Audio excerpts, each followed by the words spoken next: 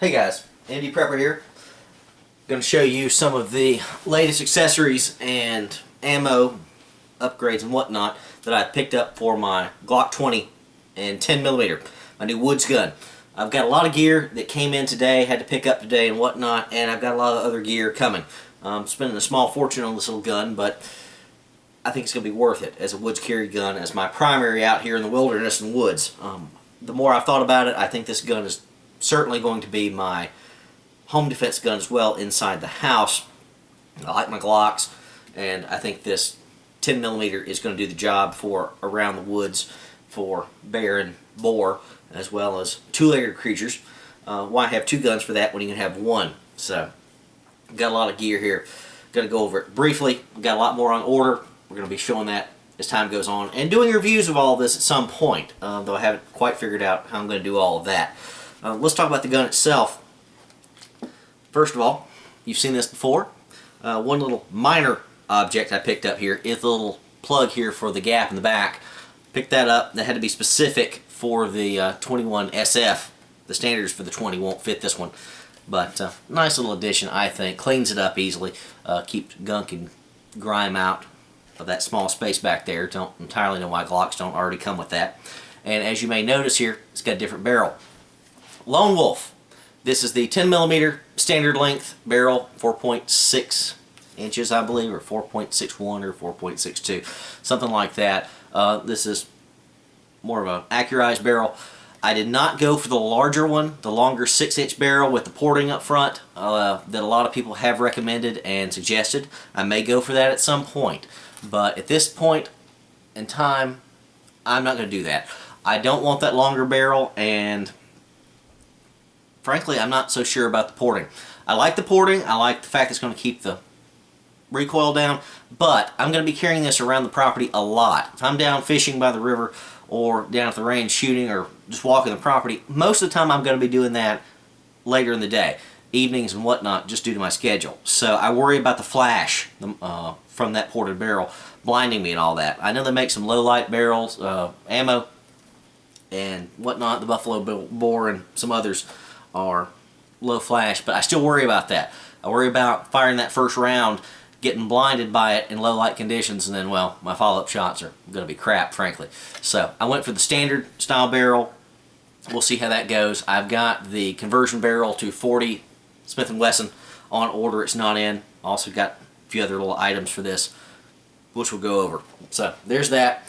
Got some extra magazines. It came with 2. I ordered 2 more, so that's 4 magazines.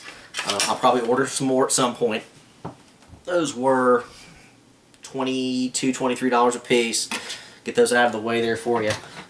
This is my loaded one with my big bad hollow points, 180 grain core bonds. Picked up a Glock armorer's tool, disassembly tool. Never had one, but if I'm going to be changing this thing out with different triggers and other items, slide releases and whatnot, I figured this was worth picking up. About $6. Probably worth it.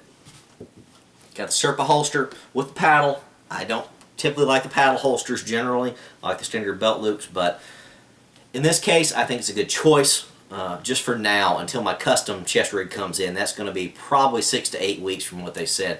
But this is going to slip on my belt. I can carry it around. It's better than nothing. I like the Serpa holsters. Love the Serpa holsters for my standard Glocks and a lot of my other firearms. This is going to be an interim holster. About $40, but what have you. I needed something like that just to have it around. Now, moving along, ammo choices. For bulk ammo, and I will be reloading once I get a decent reloading bench and the dies and such, I went ahead and got this. BVAC. 500 rounds for roughly $19 a box. $18 and something. Basically works out to $19. Gives me some good target ammo. This is once fired brass. Looks to be good stuff. It's just full metal jacket. Fairly standard velocities and all of that. So nothing special, but it gives me a place to start. Okay. If I want to reload or whatnot. Again, I gotta have some target ammo.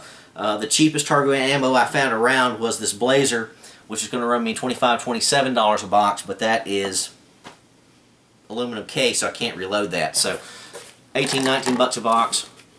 Relatively speaking, for 500 rounds. I thought that was worth it. I've not fired this yet, but we'll give it a shot at some point. Literally, give it a shot. So get that out of the way. As heavy as that is. Still got a few boxes. Blazer shoots well, very accurate, reasonably priced, I guess, but hopefully the BVAC ammo is better. Got the Remington full metal jacket, little stiffer rounds. What I found that I couldn't pass up was the Hornady ammo. Love this. Hornady's good stuff generally. Not fired it in 10mm. This is their 200 grain XTP round. I carry XTPs in a lot of my other rounds and other calibers and like them a lot. 200 grains is a heck of a lot of tonnage, if you will. The muzzle velocity on this is a little less than I'd like. 1,060, I believe, or 1,050 feet per second. So that's a little light on the punch there for most of your standard stuff. But this was cheap for good hollow point ammo. It was about $14 a box, which is as cheap as I've found. This Corbon at the store was $34. So 14 versus 34. We'll see. I got 3 boxes of that just to try it out, and I will almost certainly be doing some vids on that. Just haven't decided how I want to show that. Do I want to do water jugs or whatnot for penetration? I don't know. Never done vids like that. Now the Primo stuff that I picked up and that's in so far is some of the Buffalo Bore. I bought 4 boxes of that. These are very hot loads.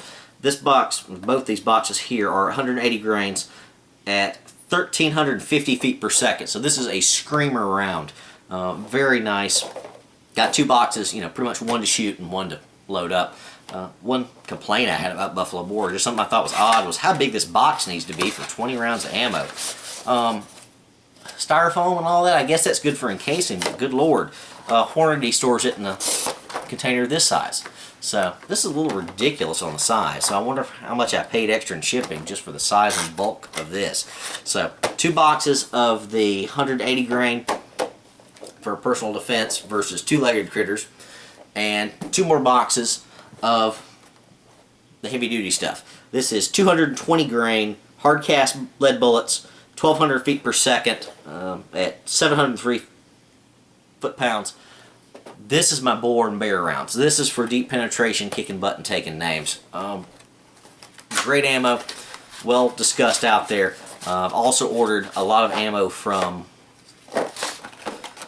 Double Tap, which I've heard wonderful things about, but I'm going to compare the Buffalo Bore to the Double Tap and see how we do. So there's our big boar and bear killer right there. Doesn't necessarily look like a lot, but I don't want to get hit by this. This would clearly over-penetrate with your standard 2-legged varmint, but still. My current plan is to keep one magazine loaded with the hard cast, you know, bear and boar stoppers, and another one with hollow points versus 2-legged critters. I will keep this first round, I think, probably this deep penetration style round.